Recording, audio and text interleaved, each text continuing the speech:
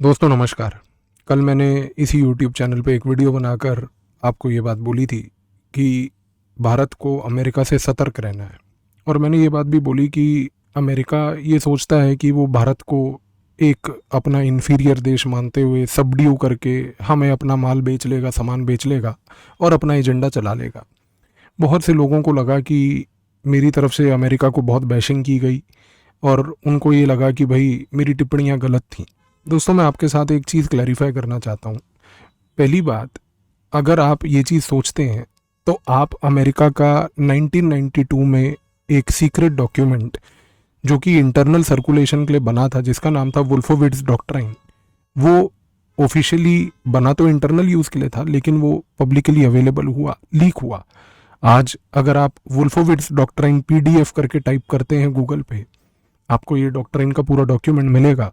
और मैं चाहता हूँ कि वो डॉक्ट्राइन को एक बार डाउनलोड करके पढ़िए, उस डॉक्ट्राइन को समझिए कि वो कहना क्या चाह रहा है। क्योंकि कल भी मैंने आपको वीडियो की शुरुआत में एक चीज़ बोली थी, अमेरिका की साइकोलॉजी और उसकी साइकी समझना बहुत ज़रूरी है। दोस्तों अगर आप वुल्फोविट्स डॉक्ट्राइन को पढ़ते हैं, आप समझेंगे इस डॉक्ट्राइन में 3 बड़ी चीज़ें कही गई हैं।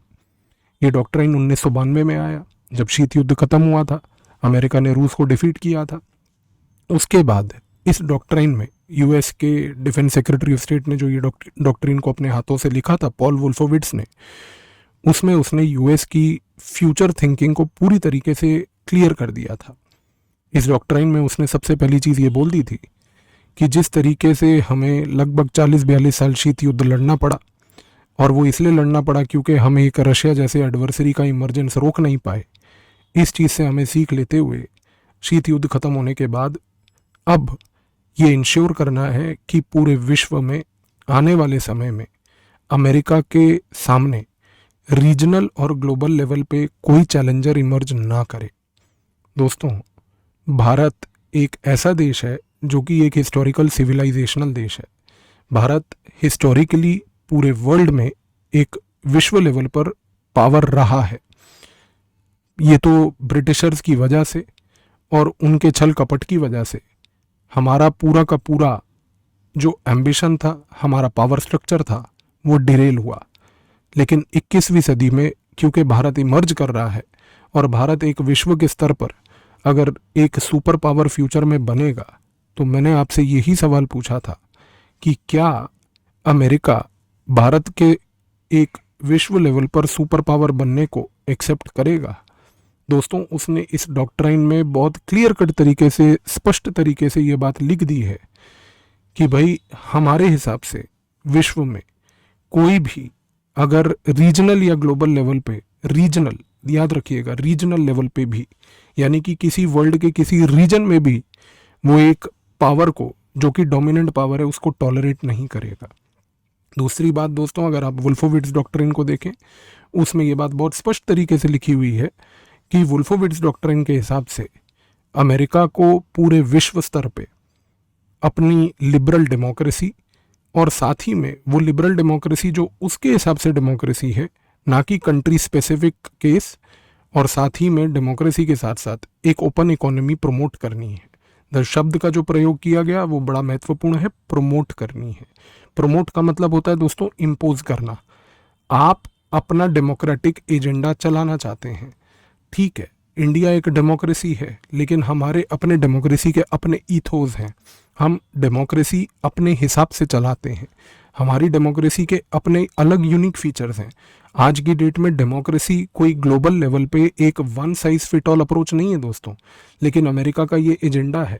इसी रीज़न से अब आप समझेंगे कि भारत में बार बार ये चर्चाएं होनी, जो अमेरिका की तरफ से रिपोर्टें आती हैं UC-REF की, कि भैया इंडिया में रिलीजियस फ्रीडम खतरे में है, इंडिया में प्रेस फ्रीडम खतरे में है।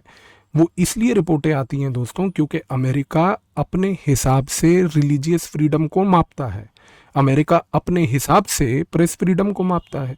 हम आपके रिलीजियस और प्रेस फ्रीडम के हिसाब से तो नहीं चलेंगे। हमारा देश है, हम अपने देश के हिसाब से देखेंगे कि हमारे डेमोक्रेटिक ईथोस क्या है। और आज की डेट में दोस्तों इन डेमोक्रेटिक ईथोस पे किसी प्रकार की कोई पाबंदी नहीं है, जो अमेरिका आज की डेट में प्रचार करके ये चीज़ें दिखाना चाह रहा है। आप चीज़ों को लार्जली कनेक्ट करने की कोशिश कीजिए। हर साल अमेरिका की तरफ से ये जो रिपोर्टें भारत को बदनाम करने के लिए आती हैं, ये इसलिए आती हैं क्योंकि अमेरिका इनडायरेक्टली भारत को ये कम्युनिकेट कर रहा है कि देखिए, विश्व स्तर पर डेमोक्रेसी अगर रहेगी तो मेरे एजेंडा की, मेरे हिसाब की डेमोक्रेसी रहेगी। और मैंने यही आपको बात बोली कि भारत को यही चीज़ देखनी है कि क्या वो आज अमेरिका के एजेंडा के आगे झुकेगा, क्या हम इस चीज़ को एक्सेप्ट करेंगे कि भाई अमेरिका हमें बताएगा कि कौन सी डेमोक्रेसी अपनानी होगी या किस प्रकार की डेमोक्रेसी अपनानी होगी। और तीसरी महत्वपूर्ण चीज़ दोस्तों, वुल्फोविट्ज डॉक्ट्रिन को अगर आप खोल के कभी पढ़ते हैं, जो मैं आपसे रिक्वेस्ट कर रहा हूँ कि प्लीज़ करिए, आप देखेंगे इस डॉक्ट्रिन में ये भी लिखा हुआ है कि अगर ज़रूरत पड़ी तो किसी भी इस रीजनल या ग्लोबल लेवल पावर को जो हमारे एजेंडा के हिसाब से नहीं चलेगी या हमारे तौर तरीकों के हिसाब से नहीं चलेगी, तो हमें उस देश में रेजीम चेंज करने में कोई हिचकिचाहट नहीं होगी। तो दोस्तों, अमेरिका कहना क्या चाह रही है? वो आज की डेट में अपना स्ट्रैटेजिक थॉट, अपना विजन बहुत क्लियर कट तरीके से रख चुकी है कि मेरे आर्थिक स्थिति पे कोई आंच आई या मेरे एजेंडा के हिसाब से अगर कोई देश नहीं चला तो उस देश में रेजीम चेंज करना मेरे को कोई बहुत बड़ी इशू नहीं लगेगी। दोस्तों, यही चीज़ मैंने आपको बोली कि हम अमेरिका से संबंध रखते हैं और एक डिप्लोमेटिक लेवल पे संबंध रखने आवश्यक भी हैं, पर कब तक हमें इस अमेरिका के एजेंडा पे चलना है? कब तक हमें ये देखना है कि भाई एक जगह पर आप हमें रेड कारपेट दे के बुलाते हैं एज अ स्टेट गेस्ट और दूसरी ही जगह पर आप जो है हमारे यहाँ पर इस प्रकार की रिपोर्टें निकाल के हमारे को बदनाम करते हैं विश्व स्तर पे कि भाई आपके यहाँ रिलीजियस फ्रीडम। दोस्तों, रिलीजियस फ्रीडम के बारे में अमेरिका की हैसियत क्या है बात करने की? आज की डेट में भारत पिछले 3000 सालों से सारे रिलीजन्स के साथ एकजुट होकर रह रहा है और आज की डेट में भी रह रहा है। इसमें अमेरिका हमें बताएगा कि रिलीजियस फ्रीडम हमारे यहाँ पर खतरे में है या नहीं है? तो दोस्तों, इस चीज़ को समझिए। ये अमेरिका का जो दोगलापन है, मैंने आपको यही कल बोला, कल की वीडियो में, कि अमेरिका से हमें इन चीज़ों के ऊपर सतर्क रहना है। हमें कोई अमेरिका का एजेंडा नहीं चलाना है। हमें भारत को अपना विश्व स्तर पे, भारत को, इंडिया आज को, उसको ये चीज़ रियलाइज़ करनी है कि एक सिविलाइजेशनल पावर होने के नाते, एक ऐसा देश होने के नाते जिसका 5000 साल पुराना इतिहास है, वो अगर अपना राइटफुल प्लेस क्लेम करने की कोशिश वर्ल्ड में करेगा तो क्या अमेरिका उसको एक्सेप्ट करेगी? अगर हिम्मत है तो अमेरिका के राष्ट्रपति आज के डेट में खड़े होकर ये चीज़ को बोल दें, पब्लिकली बोल दें कि भाई विश्व पे अगर कल को भारत एक सुपर पावर बनती है और क्योंकि वो एक डेमोक्रेसी है, एक ओपन इकोनॉमी है, तो हम वो पावर स्टेटस वर्ल्ड में आज अमेरिका इंडिया के साथ एक्सेप्ट करके हम ये एक्सेप्ट करेंगे कि वर्ल्ड लेवल पे 2 सुपर पावर होंगे। दोस्तों, अमेरिका ज़िंदगी में ऐसा स्टेटमेंट नहीं देगी और यही रीज़न है, अगर आप समझें, कि क्यों आज की डेट में चाइना हमारा यूनाइटेड नेशन सिक्योरिटी काउंसिल में भी परमानेंट मेंबरशिप सीट को अपोज करता है, क्योंकि हमारी वजह से ही, हमारी मूर्खता की वजह से चाइना को जो वो सीट मिली, हमें लगा कि चाइना इवेंचुअली फ्यूचर में जाके हमारी मदद करेगा। लेकिन आज पूरे एशिया के लेवल पे चाइना मात्र एक इकलौता देश है दोस्तों जो यूएन सिक्योरिटी काउंसिल का एक परमानेंट मेंबर है। सोच के देखिए कि ये वही देश है जिसकी वो सीट भी हमारी वजह से मिली, और ये वही देश है जो आज की डेट में उसी सीट इंडिया की अपोज करता है, क्योंकि आज वो ये हेगेमनी एंजॉय करता है, वो ये पावर एंजॉय करता है कि पूरे एशिया लेवल पे मैं एकमात्र इकलौता देश हूँ जो यूएनएससी का परमानेंट मेंबर हूँ। दोस्तों, जब चाइना जैसा देश, जिसकी हमने मूर्खता में मदद करी, जब वो दोगलापन कर सकता है, तो क्या आपको लगता है कि अमेरिका जैसा देश, जिसकी पूरे वर्ल्ड लेवल पर कोई ट्रस्ट फैक्टर नहीं है, क्या ये देश हमारे साथ खड़ा रहेगा? क्या अमेरिका आज की डेट में ये वुल्फोविट्ज डॉक्ट्रिन के अंदर जो उसने अपनी स्ट्रैटेजिक थिंकिंग, अपनी सोच क्लियर करके पूरे विश्व के सामने रखी हुई है, आपको लगता है कि क्या ये देश कल को एक्सेप्ट करेगा कि भारत एक सुपर पावर बने? क्या वो ये एक्सेप्ट करेगा कि भारत अगर विश्व लेवल पर एक सुपर पावर इकोनॉमिक, मिलिट्री और पॉलिटिकल लेवल पे बनता है तो अमेरिका उसके साथ रहेगा? दोस्तों, अगर आपके मन में अभी भी ऐसा सोच है तो मुझे लगता है कि शायद आपकी सोच अभी तक नाबालिग है। लेकिन हमें इस चीज़ से सतर्क रहना है कि यहाँ पर ये देश सिर्फ अपना मकसद ढूंढ रहा है।